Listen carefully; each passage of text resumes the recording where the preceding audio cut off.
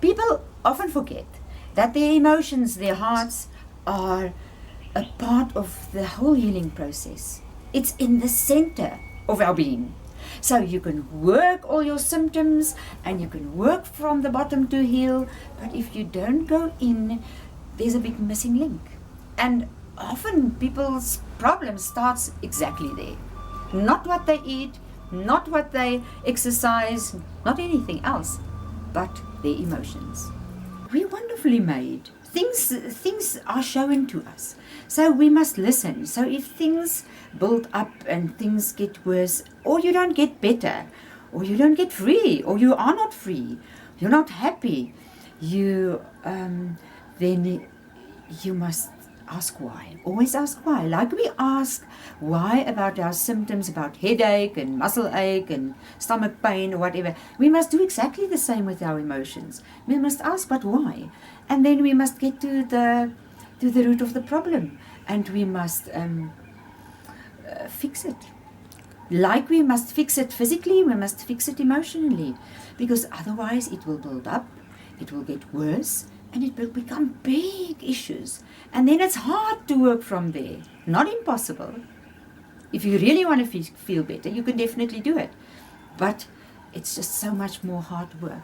So listen to the small things, the small voices, and the small aches, and the small pains, and the small discomforts, and sort it out. In my life experience, life doesn't always make sense. We must try and make sense out of our own lives. In this life, no matter who you are, you will probably be disappointed, rejected, hurt, misunderstood, or abused. You might also be the one that disappoint, that reject, that hurt, that misunderstood, and that abuse. And often unknowingly, unconsciously, and unintentionally. The other day I asked my husband to do something, and he did it, but the person wasn't expecting it, and this person was asked, but not this person was asked. So there was this whole miscommunication. Nobody meant harm. I just wanted to help, and he just wanted to help because I asked him to help. And then this person had a fight with that person, and this person had a fight with this person, and these two people didn't talk. And all of this because of a misunderstanding and not communicating well. I was also angry at this person that reacted to that person. And later I asked myself, but wait, now you're also angry. And what is that? Where's that going? So I asked myself, okay, now what is the lesson here, and what is the message? Often we want to shoot the messenger, and we don't hear the message, and we don't learn the lesson, and we don't grow. So I thought, okay, next time, just do better homework. Ask this one, communicate better, because even if you want to do something good, just communicate it better, because you don't know where things ripple to. And then what we do when we are now misunderstood, or somebody is not communicating well with us, we feel like a victim, and we give our power away by feeling like a victim. So for us to just get the lesson, hear the message, and to let go of it, and to forgive, and to carry on with life, we stay in our power. But if we don't do that, we think about it. We don't think about it all the time, but we think about it. And when the person's name come up, there's like a little red light, and something in your heart doesn't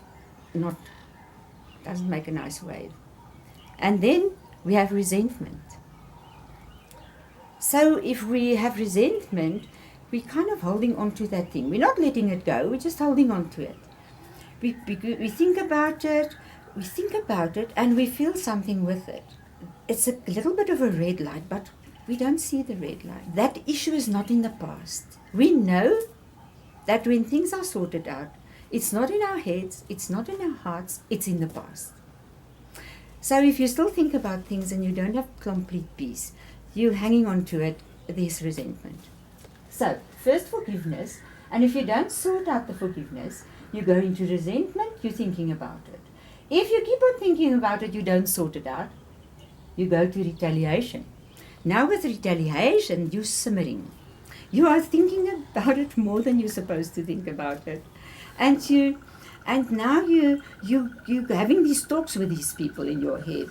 You want to kind of tell them and you want to get even with them, and they must know how you really feel. At that point, what we also do, we start self-medicating. We have a coffee or we have a chocolate because we don't feel perfect. And then we smoke and we have a drink or whatever it takes to make us feel better. We just want to feel a bit better because we're not feeling good anymore. And in our minds, we are reacting about this feeling. I always say, when you walk in the mall and you think somebody's going to grab your handbag, and then you're supposed to just hold on to your bag. You're not supposed to get all these evil thoughts about all these terrible people that's going to grab your handbag, and then you get fearful, and this is a whole issue. That's what we normally do. We feel something, we think something, and it fires each other, and we get into a bad spot. So we must actually shut ourselves out of that, but we don't. So if you carry on with retaliation, you get angry. At this point, this is a whole spiritual issue. This is not a psychological issue, it's a spiritual issue. When you're angry, we all know what is anger. We're angry, man. We don't have peace with somebody. We want to just tell them a little bit what we feel and what they've done, and how bad it is for us. We're angry. We know angry. Everybody knows angry. We've all been angry. If we hang on to this anger and we don't forgive and let go, it becomes hatred. Now when it becomes hatred, it's now becoming bad, because now you're actually thinking you want to punch that person. You also can pull your face if you are talking to this person in your head. You just feel it in your body. You feel this hate thing. You want them to know what they have done. And you want to tell it to them. And you want to shout it to them. And you actually want to punch them. So that's already means you've come all the way from there to get to hate. You don't drop into hate immediately. You walk to hate. So now, if you hang on to that and you don't sort it out, and you don't forgive and you don't let go, it becomes violence. And then people physically act out. Then you don't think about punching somebody. You don't think about screaming at somebody. You actually do it. If you're not sorting it out, something doesn't happen and you don't sort it out, it becomes murder.